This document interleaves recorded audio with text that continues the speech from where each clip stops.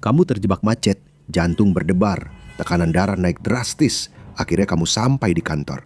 Sapaan canggung, pintu putar, kopi pertama hari ini, lalu kembali ke mobil. 15 menit kemudian kamu sudah di rumah, tempat pekerjaan yang sesungguhnya dilakukan. Pulang sebelum hari kerja benar-benar dimulai, ini terjadi di seluruh dunia dan membuat beberapa bos terkaya jadi gila. Kenapa? Dan apakah ini berarti kantor seperti yang kita kenal sedang sekarat? Saya Jos dan di episode di Infographic Show hari ini kita akan membahas bagaimana masa depan bekerja dari rumah. Ada fenomena yang dikenal sebagai coffee badging. Ini paling sering terjadi pada peran teknis dan profesional. Pekerjaan di mana orang diharapkan datang ke kantor. Di Amerika Serikat pada tahun 2023 itu berarti sekitar 70 juta orang. Kira-kira 44% dari seluruh tenaga kerja. Jadi itu banyak sekali orang. Singkatnya, coffee badging adalah efek samping jangka panjang dari pandemi global. Ini tentang menunjukkan wajahmu dan memperlihatkan badge-mu kepada atasan atau admin dan terlihat seolah-olah kamu berada di kantor sepanjang hari. Tapi sebenarnya, kamu sudah kembali ke rumah dan melakukan pekerjaan yang persis sama seperti yang akan kamu lakukan jika kamu hanya terjebak di kubikel. Bagi orang yang menjalankan trik ini, tidak ada kerugian yang terjadi. Mereka akan bilang, mereka sama produktifnya bekerja dengan celana dalam SpongeBob seperti saat memakai kemeja dan celana panjang. Jadi, apa masalahnya? Bos versus pekerja, perebutan kantor. Kenyataannya, banyak pemilik bisnis terbesar di dunia yang memang tidak setuju. Secara statistik, tidak ada orang yang bekerja di belakang meja saat ini yang ingin terjebak di kantor 5 hari seminggu. Sebuah survei tahun 2024 oleh situs pekerjaan jarak jauh FlexJobs menemukan bahwa 51% responden mengatakan idealnya mereka ingin bekerja sepenuhnya dari jarak jauh. Mereka ingin benar-benar menghindari kantor. 46% responden lainnya mengatakan bahwa mereka lebih memilih model hybrid, sedikit bekerja di kantor, tapi 2 atau 3 hari bekerja dari rumah. Diperkirakan 100 juta pekerja di seluruh dunia saat ini bekerja dengan model hybrid ini. Tapi, apakah ini akan menjadi hal yang normal? Statistik menunjukkan hampir tidak ada orang saat ini yang ingin terikat di meja kerja. Menurut survei Future Forum Pulse, hanya 7% karyawan yang merespons ingin berada di kantor sepanjang minggu. Apa yang terjadi? Orang-orang tidak seperti ini 10 atau 20 tahun yang lalu. Seperti yang sudah kita bahas, pandemilah penyebabnya. Itu mengubah cara berpikir kita. Rata-rata kita sekarang berpikir berbeda tentang pekerjaan. Sebuah survei Gallup terhadap sekitar 400.000 pekerja kantor Amerika dari tahun 2019 hingga 2025 menunjukkan bahwa jumlah orang yang benar-benar memiliki sahabat di tempat kerja telah menurun drastis. Angkanya turun dari 22% pada tahun 2019 menjadi 17% untuk pekerja hybrid. Hal ini menyebabkan terjadinya keterasingan dalam budaya perusahaan.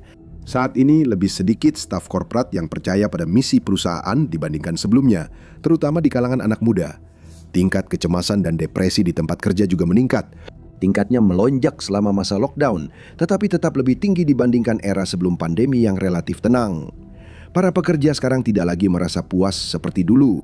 Mungkin bekerja dari rumah akan menyelesaikan masalah ini, namun situasinya rumit.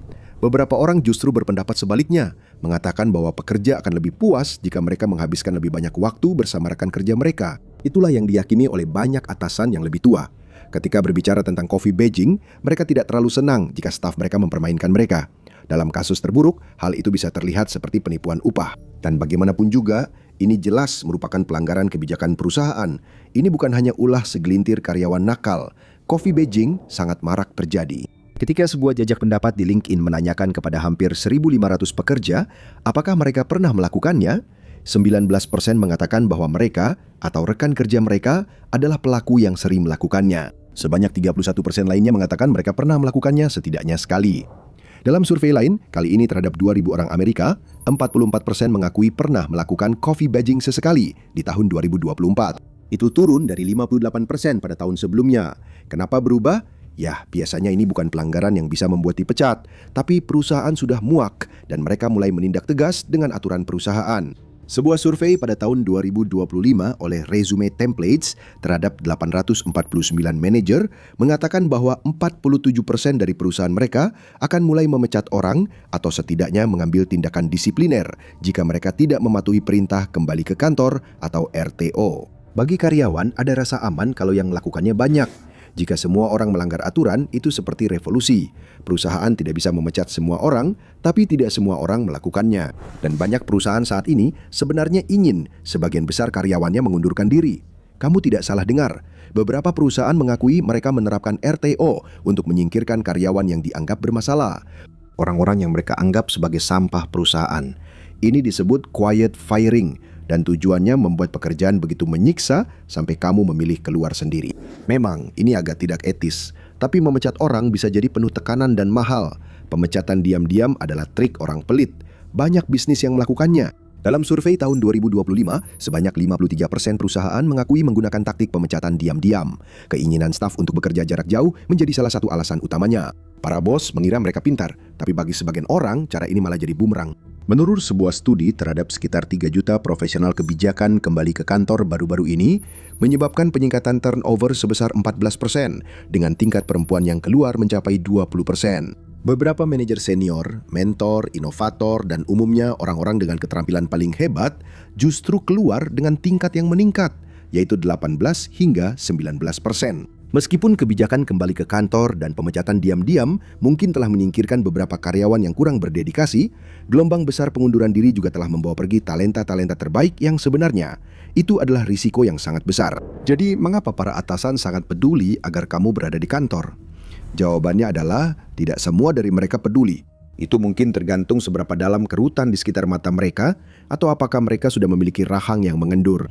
Menurut National Bureau of Economic Research, atasan milenial dan Gen Z yang belum memiliki rahang mengendur jauh lebih mungkin mengizinkan staf mereka bekerja dari jarak jauh dibandingkan rekan-rekan boomer atau bahkan Gen X yang sudah tampak lelah. Dalam survei tahun 2025 terhadap 8.000 pekerja Amerika Serikat berusia antara 20 hingga 64 tahun, gambaran tersebut menjadi sangat jelas. Perusahaan yang lebih muda, yang dipimpin oleh atasan yang lebih muda, jauh lebih banyak menerapkan kerja dari rumah dibandingkan perusahaan yang lebih tua. Karena para atasan di masa depan akan semuanya berasal dari generasi milenial dan Gen Z, apakah itu berarti kita semua akan bekerja jarak jauh 1 dekade dari sekarang? Mungkin iya, mungkin juga tidak. Orang-orang berubah seiring bertambahnya usia. Mereka mungkin akan menjadi seperti Tuan Jeffrey Preston Bezos, usia 62 tahun, seorang boomer. Boomer Jeff adalah salah satu pemberi kerja terbesar di dunia dan sangat ketat dalam memantau stafnya. Ketika Amazon tidak sedang mengawasi kapasitas produktif karyawannya di pusat pemenuhannya, mereka memperkenalkan praktik manajemen kinerja karyawan.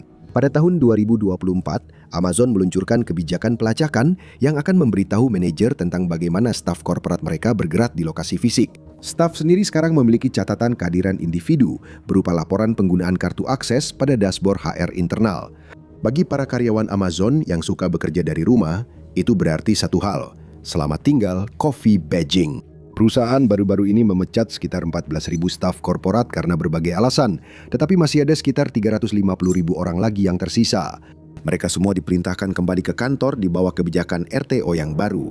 Sekarang bagi kebanyakan orang, itu berarti 5 hari seminggu di kantor atau dikeluarkan. Para manajer diperintahkan untuk memecat siapapun yang menentang perintah tersebut. Pokoknya harus ikut cara Amazon, kalau tidak, ya pergi. 30.000 karyawan telah menandatangani petisi menentang perintah tersebut, tetapi ini bisa saja menjadi cara yang mudah untuk menyingkirkan mereka yang dianggap pemalas. Presiden dan CEO Amazon, Andy Jassy, menjelaskan bahwa mengembalikan orang ke kantor sepenuhnya tentang produktivitas, dan budaya yang semuanya saling berkaitan. Kamu tidak bisa memiliki budaya jika tidak ada bagian-bagian yang berada di tempat yang sama. Amazon mengatakan ketika staf bersama-sama di kantor, itu membawa lebih banyak energi, koneksi, dan kolaborasi. Apakah dia benar? Seorang karyawan Amazon tidak berpikir demikian. Menulis di papan pesan internal, mereka mengatakan bahwa satu-satunya hal yang seharusnya penting adalah metrik. Jika laba perusahaan tetap bagus, mengapa harus peduli di mana kamu memilih untuk bekerja? Perusahaan peduli pada keuntungan, bukan koneksi. Tapi apakah kamu membutuhkan satu untuk mencapai yang lain? Staf mengatakan tidak. Jeff dan Jassy tidak setuju. Sesuatu yang serupa terjadi di Samsung. Setelah menerapkan kebijakan kembali ke kantor 5 hari pada tahun 2025, perusahaan melaporkan kepada media bahwa lorong-lorong kantornya penuh dengan orang-orang yang tersenyum dan bahagia. Semua orang bersenang-senang, yang mungkin menjadi alasan mengapa perusahaan kemudian melaporkan bahwa mereka telah memperkenalkan alat kepatuhan untuk manajer yang dapat memantau semua staf kantor. Ini akan memastikan bahwa karyawan mereka memenuhi komitmen mereka dan tidak sekedar absen sebentar lalu pulang. Media telah membicarakan tentang pemberontakan diam-diam di perusahaan-perusahaan besar ini. Kebijakan kembali ke kantor (RTO) diterima dengan sangat buruk. Hal yang sama juga terjadi di Google. Sebagian besar dari 120 hingga 140 ribu staf korporat yang berbasis di Amerika Serikat tidak menyukai perintah untuk kembali ke kantor. 58% dari staf tersebut berusia antara 20 hingga 30 tahun, kelompok usia yang sebagian besar menolak kebijakan kembali ke kantor. Kami tidak suka diperlakukan seperti anak sekolah yang diawasi terus-menerus, tulis seorang staf yang diberitahu bahwa hari-hari kerjanya dari jarak jauh telah berakhir. Google mengatakan, siapapun yang tidak setuju dengan kebijakan kembali ke kantor jelas tidak sejalan dengan nilai dan strategi perusahaan, ikuti aturan atau keluar. Hal ini terjadi di seluruh dunia korporat. Dalam sebuah studi, 93% pemimpin bisnis mengatakan mereka percaya bahwa staf yang bekerja di kantor lebih baik untuk perusahaan dibandingkan mereka yang sepenuhnya bekerja dari jarak jauh. Beberapa perusahaan memang fleksibel, hanya meminta karyawan masuk kantor 3 hari dalam seminggu. Namun beberapa karyawan mengatakan itu tetap 3 hari terlalu banyak. Dan studi yang sama mengatakan 8 dari 10 perusahaan mengaku telah kehilangan talenta karena kebijakan kembali ke kantor mereka. Namun mereka tidak mundur. Seperti CEO Paramount Dave Ellison, mereka percaya bahwa tanpa kantor, Anda tidak bisa menjalankan perusahaan. Bekerja dari rumah atau di kantor hanya pura-pura sibuk, istirahat sebentar dan jangan lupa untuk like, share, dan subscribe. Kami tidak akan memberitahu apa pesan Anda. Dalam studi yang sama, 41% pekerja yang menerima perintah kembali ke kantor mengatakan bahwa mereka akan mulai mencari pekerjaan lain. 14% mengatakan mereka sudah dalam proses keluar. Selamat tinggal, Google, adios, Amazon. Mereka benar-benar tidak peduli. Itu seperti kekuatan yang tak terbendung bertemu dengan objek yang tak tergoyahkan. Tapi kenapa? Orang-orang sekarang sudah merasakan kerja jarak jauh dan mereka benar-benar tidak ingin kembali ke kantor 5 hari seminggu. Beberapa masih muda. Mereka memang memulai karir dengan kerja jarak jauh. Tidak ada pandemi, tidak masalah. Tapi itu terjadi dan hidup pun berubah, mungkin untuk selamanya.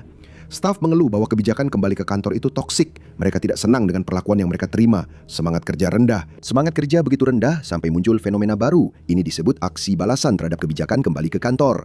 Staf sekarang terlibat dalam pemberontakan pasif-agresif. Kamu pasti sudah pernah dengar tentang dorongan halus agar karyawan mengundurkan diri. Nah, para pemberontak ini sekarang berhenti berusaha lebih dan hanya bekerja sekadarnya.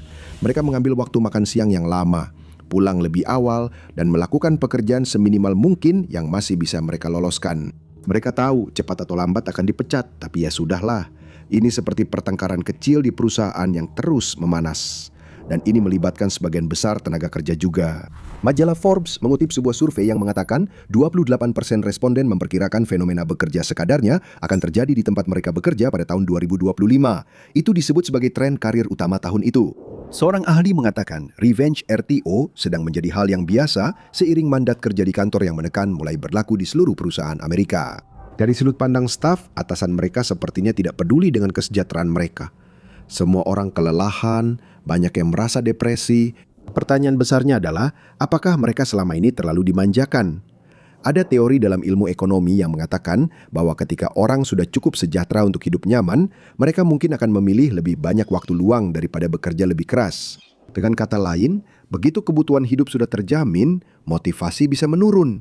Itu salah satu argumen yang mengatakan bahwa generasi Z terlalu merasa berhak.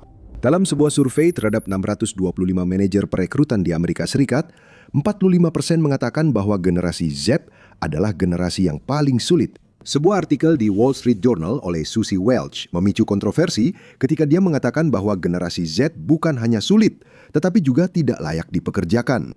Kritik tersebut tersebar luas dan tidak hanya di Amerika Serikat. Manja, malas, dimanjakan, tidak dapat diandalkan, suka ngambek, terlalu sensitif, delusional, bahkan narsistik, hinaan terus berdatangan dari hampir semua sudut dunia korporat. Menurut para kritikus, alasan generasi Z tidak ingin bekerja di kantor semata-mata karena sifat-sifat negatif tersebut, meskipun generasi Z mungkin tidak setuju. Adil atau tidak, banyak perusahaan sekarang menghadapi dilema korporat. Karyawan tidak ingin datang ke kantor, sementara manajer berpendapat bahwa produktivitas dan kolaborasi menurun jika mereka tidak melakukannya. Kedua belah pihak sama-sama tidak mau mengalah. Tampaknya tidak ada solusi. Atau mungkin ada. Produktivitas, kebahagiaan, dan biaya bekerja. Jika keuntungan perusahaan tidak terpengaruh, maka para penegak kebijakan kembali ke kantor jelas hanya bersikap kekanak-kanakan. Tanyakan pada seorang pekerja lepas, apakah mereka lebih banyak menyelesaikan pekerjaan saat bekerja di kantor dengan gaji atau ketika mereka dibayar berdasarkan hasil. Biasanya hanya ada satu jawaban. Dalam sebuah studi yang dilakukan pada tahun 2004, orang yang bekerja dengan sistem upah berdasarkan hasil 20% lebih produktif dibandingkan dengan orang yang menerima gaji tetap. Memang bukan pekerjaan kantor, tapi prinsipnya sama. Apa yang bisa kita pelajari tentang produktivitas dari peningkatan hasil tersebut? Orang-orang mampu melakukan jauh lebih banyak jika mereka diberi insentif. Anda membutuhkan kerja tim untuk sebagian besar perusahaan besar, dan di banyak pekerjaan sulit untuk mengukur kinerja. Jadi Anda tidak bisa membuat semua orang bekerja secara lepas. Pekerja juga menginginkan upah yang dapat diprediksi, tetapi Anda tetap bisa menawarkan insentif. Beberapa perusahaan sudah melakukan itu. 20% perusahaan dalam survei mengatakan mereka akan membayar staf kantor mereka lebih tinggi daripada staf hybrid. 76% mengatakan gajinya akan sama, dan hanya 4% yang mengatakan staf jarak jauh akan mendapat lebih banyak. Sebaliknya, dalam studi lain, para karyawan mengatakan bahwa mereka bersedia menerima pemotongan gaji antara 5 hingga 25% hanya untuk bisa bekerja dari jarak jauh. Kembali ke pertanyaan besar, apakah kerja jarak jauh membuat orang menjadi kurang produktif? Jika memang demikian dan keuntungan perusahaan terdampak negatif, para atasan punya hak penuh untuk tidak mengizinkannya. Jawabannya adalah, ini rumit. Sebuah studi terbaru menemukan bahwa kerja jarak jauh menyebabkan penurunan produktivitas sebesar 10% dibandingkan dengan kerja di kantor. Penelitian ini dilakukan oleh Stanford Institute for Economic Policy Research dan didukung oleh makalah penelitian lain dari National Bureau of Economic Research. Temuannya pasti membuat para CEO tidak bisa tidur nyenyak. Penelitian itu menunjukkan bahwa pekerja jarak jauh 18% kurang produktif dibandingkan pekerja kantor. Namun, dan ini penting, penelitian itu juga menunjukkan bahwa orang yang lebih suka bekerja dari rumah umumnya kurang produktif dibandingkan mereka yang lebih suka bekerja di kantor. Mungkin para penganut RTO murni dari generasi boomer dan milenial punya alasan, tapi jangan buru-buru. Salah satu studi terbesar tentang kerja hybrid menunjukkan hasil yang sangat berbeda. Ketika perusahaan teknologi multinasional asal Tiongkok Trip.com melakukan uji coba terhadap hampir 1.600 karyawan profesional, orang-orang yang bekerja jarak jauh secara keseluruhan sama baiknya dengan yang lain. Sebanyak 395 manajer dan sekitar 1.200 non-manajer ikut serta, mulai dari insinyur hingga staf yang bekerja di Departemen Keuangan dan Pemasaran. Mereka semua dipilih secara acak berdasarkan tanggal lahir mereka. Dalam uji coba yang diadakan pada tahun 2021 dan 2022, sebagian bekerja penuh waktu di kantor dan yang lain bekerja 2 hari seminggu dari rumah. Meskipun penelitian ini dilakukan di Tiongkok bukan di Barat, pekerjaan di perusahaan tersebut sangat mirip dengan yang bisa Anda temukan di Silicon Valley. Salah satu temuan yang cukup mengejutkan adalah tingkat pengunduran diri pekerja jarak jauh turun sebesar 35%. Ada juga peningkatan besar dalam kepuasan kerja bagi tim hybrid. Dan yang lebih penting lagi, tidak ada perbedaan dalam penilaian kinerja dan promosi. Para pekerja hybrid bekerja sama baiknya dengan yang non-hybrid. Produktivitas dilaporkan tetap terjaga atau bahkan sedikit lebih baik. Kesimpulannya, banyak manajer di perusahaan tersebut dikatakan telah mengubah pandangan mereka tentang dampak kerja hybrid terhadap produktivitas. Namun, setiap perusahaan itu unik. Mereka memiliki budaya, produk, dan tugas masing-masing. Jadi, model hybrid harus diuji terlebih dahulu untuk melihat apakah itu berhasil. Studi-studi yang mengatakan kerja jarak jauh baik atau buruk untuk perusahaan perlu mempertimbangkan variasi. Kemungkinan besar produktivitas akan tetap sama saja. Itulah yang dikatakan oleh Federal Reserve Bank of San Francisco pada tahun 2024. Setelah melakukan studi dengan berbagai perusahaan, mereka menyimpulkan bahwa untuk beberapa perusahaan, kerja jarak jauh tidak menghambat maupun membantu meningkatkan pertumbuhan produktivitas secara agregat. Ini juga tergantung pada individu. Beberapa orang bekerja lebih baik sendirian dibandingkan yang lain. Namun di sebuah perusahaan, tidak adil memperlakukan orang secara berbeda jika mereka menjalankan peran yang sama. Jika perusahaan melakukannya, mereka bisa menghadapi gugatan diskriminasi. Hal lain yang perlu dipikirkan adalah staf jarak jauh sebenarnya bisa mengurangi biaya perusahaan. Perusahaan akan menghemat tagihan listrik, peralatan, air, dan makanan. Jika Anda memiliki ratusan atau bahkan ribuan staf, tagihan-tagihan itu bisa dengan cepat menumpuk. Menurut Global Workplace Analytics, perusahaan-perusahaan di Amerika Serikat secara kolektif bisa menghemat lebih dari $500 miliar, lebih dari $11.000 per karyawan setiap tahunnya dari pengurangan biaya utilitas real estate dan pergantian staf yang keluar karena kurangnya fleksibilitas. Dan ini juga baik untuk lingkungan. Sebuah artikel di Cornell Chronicle mengatakan bahwa bekerja dari rumah 2 hingga 4 hari seminggu dapat menurunkan jejak karbon seorang karyawan sebesar 11% hingga 29%. Masa depan dunia kerja, hybrid, AI, dan kreativitas.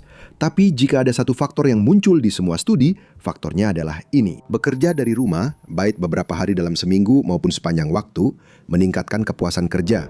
Tidak sulit untuk memahami alasannya jika melihat penelitian di tahun 2020-an. Rata-rata biaya tahunan untuk perjalanan kerja di Amerika Serikat adalah sedikit di bawah $8.500. Itu juga memakan banyak waktu, mengingat rata-rata orang menghabiskan 239 jam per tahun untuk perjalanan kerja. Mereka juga menghabiskan uang untuk makanan dan camilan, barang-barang yang seharusnya bisa menjadi bagian dari belanjaan di rumah. Majalah Forbes mengutip data yang menemukan bahwa pekerja di Amerika Serikat rata-rata menghabiskan $50 per hari ketika mereka pergi ke kantor. Itu setara dengan $1.000 per bulan jika mereka bekerja penuh waktu. Untuk biaya mobil dan parkir, 76% orang Amerika mengemudi sendiri ke tempat kerja, 9 hingga 11% lainnya berbagi mobil, sementara sekitar 4% menggunakan transportasi umum. Di New York, angkanya lebih tinggi, yaitu sekitar 55%. Tertinggi di Amerika, diikuti oleh Washington DC sebesar 37%. Banyak warga New York membayar $132 untuk kartu metro untuk 30 hari. Tapi ini juga soal kesejahteraan. Sebuah studi mengatakan 40% orang Amerika lebih memilih membersihkan toilet mereka daripada harus bepergian ke tempat kerja. Stres karena harus menyetir ke tempat kerja selama bertahun-tahun, misalnya di LA, mungkin cukup membuat stres hingga bisa menurunkan harapan hidup Anda. Kebahagiaan itu penting, stres juga penting. Penelitian oleh Universitas Oxford pada tahun 2023 menunjukkan bahwa ada, kutip, hubungan sebab akibat antara pekerja yang bahagia dan peningkatan produktivitas sebesar 13%. Para CEO harap dicatat. Laporan Gallup tentang kondisi tempat kerja tahun 2023 mengatakan bahwa ketidakbahagiaan di tempat kerja menyebabkan perusahaan-perusahaan di seluruh dunia kehilangan produktivitas senilai sekitar $8,8 triliun. Itu sekitar 9% dari PDB global. Orang-orang menjadi tidak terlibat. Mereka berhenti ingin membuat bos mereka terkesan. Mereka bekerja dengan buruk dan akhirnya mereka hanya keluar. Sederhananya, bekerja dari rumah membuat orang lebih puas. Ada lebih banyak data untuk membuktikannya. Sebuah survei global yang dipimpin oleh Cisco yang melibatkan 28.000 karyawan penuh waktu mengungkapkan bahwa kemampuan untuk bekerja dari rumah membuat 82% pekerja lebih bahagia. Tapi sekarang mari kita ajukan pertanyaan serius. Apakah Anda benar-benar lebih bahagia bekerja dari rumah atau otak Anda cuma membuat Anda merasa begitu? Karena ada sisi negatif dari bekerja jarak jauh. Siapapun yang sudah sering melakukannya mungkin akan mengakuinya. Hubungan yang hebat bisa terjalin di kantor. Anda bisa mendapatkan teman seumur hidup. Beberapa penelitian mengatakan kita mungkin menghabiskan hampir 81.400 jam hidup kita rata-rata di tempat kerja. Menghabiskan semua waktu itu sendirian berarti kita bisa menjadi jauh lebih terisolasi. Generasi Z tidak membutuhkan lebih banyak isolasi. Banyak penelitian mengatakan bahwa rata-rata mereka kurang bersosialisasi dibandingkan generasi sebelumnya. Secara statistik, mereka lebih banyak mengalami kecemasan sosial. Mereka lebih jarang keluar, lebih jarang berpesta, dan lebih jarang berhubungan seks. Banyak dari mereka tumbuh dengan kecanduan perangkat yang bisa sangat buruk bagi kesehatan mental. Kadang-kadang rasanya lebih mudah untuk sendirian. Risikonya lebih kecil, usahanya lebih sedikit. Tapi kita semua tahu bahwa berusaha bisa sangat meningkatkan hidupmu. Orang-orang yang kamu temui di tempat kerja bisa mengubah hidupmu. Intinya adalah keluar dari zona nyamanmu. Menghabiskan seluruh hari kerjamu sendirian di depan laptop mungkin membuatmu merasa lebih bahagia dalam jangka pendek. Tapi kemungkinan besar itu justru akan memperburuk kondisi keterasingan dan kecemasanmu. Dalam ranah psikologi positif, budaya tempat kerja yang baik bisa memberikan makna dan tujuan dalam hidupmu. Kamu memiliki rasa kebersamaan. Kegiatan team building bisa membantu meningkatkan kepercayaan dirimu. Perintah yang menantang, meskipun kadang negatif, bisa mengajarkanmu bagaimana menjadi tangguh, bagaimana melewati badai yang sulit. Semua itu tentang pertumbuhan pribadi. Jika sebuah perusahaan memiliki budaya kerja yang positif, hal itu membantu pertumbuhan tersebut, tetapi juga meningkatkan semangat kerja. Secara statistik, pekerja yang terlibat lebih jarang mengambil cuti sakit. Secara statistik, mereka juga bertahan lebih lama jika memiliki rekan kerja yang mereka kagumi atau setidaknya akrab. Sebagai tim, mereka menghasilkan lebih banyak ide. Singkatnya, kebahagiaan Anda dalam budaya mereka sangat penting bagi Anda. Dan ini juga baik untuk keuntungan perusahaan Anda. Ya, ini bertentangan dengan semua orang yang melakukan quiet quitting dan keluar karena kebijakan kembali ke kantor. Jadi, tanggung jawab ada pada perusahaan untuk membuat pergi ke kantor menjadi pengalaman yang positif. Jika tidak, itu kesalahan mereka. Hal terakhir yang dibutuhkan perusahaan adalah tingkat pergantian karyawan yang tinggi. Karyawan yang terus-menerus keluar bisa menjadi mahal biayanya. Melatih karyawan baru membutuhkan waktu. Dan jika mereka tidak bertahan lama, itu mengirimkan pesan yang jelas kepada pelanggan dan klien bahwa perusahaan Anda mungkin tidak berjalan dengan baik. Di masa depan, perusahaan kemungkinan akan menemukan keseimbangan dengan menciptakan budaya kantor yang menyenangkan sambil tetap membiarkan karyawan bekerja dari rumah sebagian waktu. CEO dan manajer mungkin akan menyadari bahwa meminta 5 hari kerja di kantor, seperti yang dilakukan banyak perusahaan saat ini, itu terlalu banyak. Karyawan mungkin akan memilih tempat di mana mereka hanya perlu masuk 3 hari.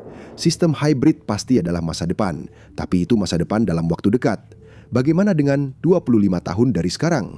Menurut Global Survey of Working Arrangements yang meneliti pekerja penuh waktu berpendidikan perguruan tinggi di 22 negara, orang-orang bekerja rata-rata 1,6 hari per minggu dari rumah pada tahun 2022. Angka itu turun menjadi 1,33 hari pada tahun 2023 dan kemudian menjadi 1,27 hari pada tahun 2024 hingga 2025. Namun yang terpenting, angka itu masih jauh lebih banyak dibandingkan sebelum COVID. Studi yang sama mengatakan bahwa perekonomian negara-negara berbahasa Inggris memiliki rata-rata hari kerja dari rumah yang lebih banyak, yaitu 1,5 hingga 2 hari per minggu. Itu dibandingkan dengan setengah hingga 1 hari di negara-negara Asia yang diteliti. Eropa tampaknya menjadi yang paling fleksibel. Di Belanda, Irlandia, Finlandia, dan Jerman, sebanyak 69 hingga 77% staf perusahaan setidaknya bekerja dari rumah sebagian waktu. Siprus, Yunani, Kroasia, dan Portugal adalah yang terendah. Amerika Serikat dengan 26% pekerja yang sepenuhnya bekerja jarak jauh dan 52% bekerja dengan model hybrid juga tergolong cukup fleksibel secara keseluruhan. Perusahaan di masa depan harus beradaptasi. Ada kemungkinan besar mereka juga akan menerapkan sistem kerja 4 hari dalam seminggu. Islandia sudah mencobanya dan melaporkan keberhasilan besar. Produktivitas tidak menurun. Sejumlah perusahaan di seluruh dunia, beberapa di Inggris dan Jepang, juga sedang melakukan uji coba minggu kerja yang lebih singkat. Laporan sejauh ini beragam. Kickstarter mengatakan staf hanya perlu menyelesaikan lebih banyak pekerjaan dalam 32 jam. Perusahaan mobilitas Bolt mengatakan produktivitas justru meningkat. Jadi masa depan kemungkinan besar akan menjadi hybrid dan mungkin juga minggu kerja 4 hari. Pertanyaan yang lebih besar adalah, ketika sistem AI menjadi lebih maju, apakah pekerjaan akan menjadi begitu mudah sehingga kita bisa duduk santai dan membiarkan robot menangani semua hal yang sulit? Apakah minggu kerja bisa menyusut menjadi hanya 10 atau 20 jam? Jawabannya hampir pasti, jelas tidak. Kita lebih mungkin hanya diharapkan untuk menghasilkan lebih banyak hal. Perusahaan itu pada dasarnya bersifat kompetitif. Mereka terus-menerus mendapat tekanan dari para investor untuk mendapatkan produktivitas sebanyak mungkin dari para pekerjanya. Memang begitulah kenyataannya, bahkan jika mereka tidak memiliki investor. Sejarah menunjukkan kepada kita bahwa teknologi jarang memberikan lebih banyak waktu luang kepada para pekerja. Sejak Perang Dunia II, produktivitas di negara-negara maju telah meningkat berkali-kali lipat. Namun jam kerja standar belum banyak turun di bawah 40 jam per minggu. Sebagai contoh di dunia nyata, sebuah studi terbaru oleh MIT dan Stanford menemukan bahwa pekerja layanan pelanggan yang menggunakan AI generatif menjadi sekitar 14% lebih produktif. Tetapi perusahaan tidak menggunakan teknologi tersebut untuk memberikan mereka waktu istirahat yang lebih lama. Mereka hanya mengharapkan para pekerja menangani lebih banyak pekerjaan. Dengan kata lain, jika AI memangkas beban kerja Anda menjadi setengah, Anda mungkin tidak akan menghabiskan sisa sore Anda di pantai. Anda hanya akan diharapkan untuk melakukan 2 kali lebih banyak pekerjaan. Revolusi kecerdasan buatan mungkin berarti bahwa komputer dan perangkat lain menjadi pabrik dan fasilitas industri baru. Harvard Business Review baru-baru ini mengatakan hal itu. AI membuat pekerjaan menjadi jauh lebih intens. Kemungkinan besar para bos dari generasi Z, Alpha, dan Beta di masa depan akan menerapkan kondisi kerja yang lebih baik untuk staf mereka. Hak-hak buruh sejauh ini belum mengalami kemunduran. Itu terutama karena adanya aktivisme. Industri-industri di masa lalu sebenarnya berjuang untuk mempertahankan pekerja anak dalam shift yang melelahkan. Tetapi segala sesuatu berubah dari generasi ke generasi. Dan seperti yang sudah Anda lihat, generasi Z ingin orang-orang lebih menikmati pekerjaan mereka. Mereka telah dikritik karena dianggap merasa berhak. Tetapi aktivisme buruh telah membawa banyak manfaat bagi kemanusiaan di masa lalu. Ketika mereka menjadi atasan pada tahun 2050, kemungkinan besar mereka akan memberikan kenyamanan yang dulu mereka tuntut untuk staf mereka sendiri. Tapi, apakah masa depan tanpa pekerjaan sama sekali benar-benar mungkin terjadi? Memang benar bahwa mesin akan menjadi sangat canggih. Banyak pekerjaan akan hilang, terutama pekerjaan yang tidak membutuhkan sentuhan manusia atau kata-kata yang ramah. Tapi bagaimana dengan para kreator? Apakah masih akan ada penulis yang menceritakan kisah untukmu dan animator yang menghidupkannya? Apakah masih akan ada narator yang suaranya merdu di telingamu? Bagaimana dengan editor yang memberitahu kalau ritmenya kurang pas? Atau jika kamu sudah terlalu lama membahas satu hal, seperti mungkin sekarang ini? Sebenarnya sangat mungkin pekerjaan kreatif akan berkembang pesat bagi manusia, seperti yang sudah kita lihat di platform seperti YouTube, TikTok, dan Substack. Ekonomi kreator hampir tidak ada 20 tahun yang lalu. Sekarang hampir semua orang ingin menjadi kreator. Nilainya sekitar 250 miliar dolar pada tahun 2024. Dan beberapa perkiraan menyebutkan bisa mencapai 0,5 triliun pada tahun 2027. Mungkin hampir semua orang akan membuat atau membantu membuat beberapa bentuk konten untuk mencari nafkah di masa depan. Sekarang kamu mungkin berpikir, pasti AI akan mengambil alih beberapa pekerjaan kreatif. Itu yang dikatakan beberapa orang. Tidak selalu begitu. Beberapa peneliti percaya bahwa ketika konten yang dihasilkan AI menjadi lebih umum, penonton akan bosan dengan itu dan justru sangat merindukan suara manusia yang otentik, jauh lebih dari sekarang. Forum Ekonomi Dunia berpendapat bahwa di masa depan, keterampilan seperti kreativitas, orisinalitas, dan kecerdasan emosional akan menjadi lebih penting, bukan semakin berkurang. Orang-orang akan mendambakan nuansa personal dalam pesan, sesuatu yang terasa manusiawi, terasa nyata, otentik. AI akan membantu dalam pembuatan, tapi tidak akan sepenuhnya mengambil alih. Konsumen mungkin juga akan menjadi lebih cermat. Ketika penonton dibanjiri dengan konten yang dioptimalkan secara algoritma, mereka mungkin akan belajar mengenali triknya. Kita sudah melihat hal ini dengan keluhan tentang konten AI yang asal-asalan di internet, atau acara streaming yang terasa dibuat hanya untuk memicu ledakan dopamin. Ketika semuanya terasa dibuat hanya untuk metrik keterlibatan, orang-orang akan menginginkan sesuatu yang tidak terlalu generik. Mari kita akui, jika AI mengoptimalkan segalanya sehingga terdengar dan terlihat sama, dan semua orang bisa menggunakan perangkat lunak itu, konsumen akan menuntut sesuatu yang berbeda. Mereka akan menginginkan karya yang tidak dioptimalkan. Saat ini disebut sebagai premi keaslian. Kemungkinan besar hal ini akan menjadi lebih penting di masa depan. Dan disitulah peran kalian, para kreator masa depan. Pada tahun 2050, keaslianmu yang tidak sempurna bisa menjadi sangat berharga jika kamu tahu cara menyalurkannya. Ini juga bukan prediksi yang benar-benar baru. Orang-orang sudah mengatakan hal ini selama beberapa dekade, bahkan berabad-abad. Orang-orang seperti ekonom John Maynard Keynes, Karl Marx, atau Bertrand Russell memprediksi bahwa mesin pada akhirnya akan melakukan semua pekerjaan berat. Mereka mengatakan orang mungkin hanya akan bekerja sekitar 6 hingga 15 jam seminggu. Sisanya bisa digunakan untuk mengejar kreativitas, filsafat, seni, dan waktu luang. Mereka memang agak terlalu optimis. Tapi mungkin kita memang belum sampai ke sana. Mungkin hal itu masih akan terjadi ketika orang-orang seperti kalian menjadi para pencipta dalam 20 hingga 50 tahun ke depan. Di dunia yang dipenuhi AI, kemanusiaan kita mungkin menjadi komoditas paling berharga. Ada kemungkinan lain, yaitu kemungkinan distopia, di mana terjadi pengangguran massal dan ketimpangan ekstrim seperti yang belum pernah terjadi sebelumnya. Itu cerita panjang, tapi faktanya sederhana. Kekacauan sosial tidak baik untuk bisnis orang-orang kaya. Jadi, kecil kemungkinan dunia akan berubah menjadi lautan besar pengangguran yang suram. Setidaknya, kita berharap tidak begitu. Bahkan, jika AI benar-benar menciptakan dunia yang berkelimpahan, tetap akan ada persaingan, status, dan hierarki. Masyarakat manusia selalu memiliki hal ini. Kita tidak setara. Kita memang tidak pernah setara.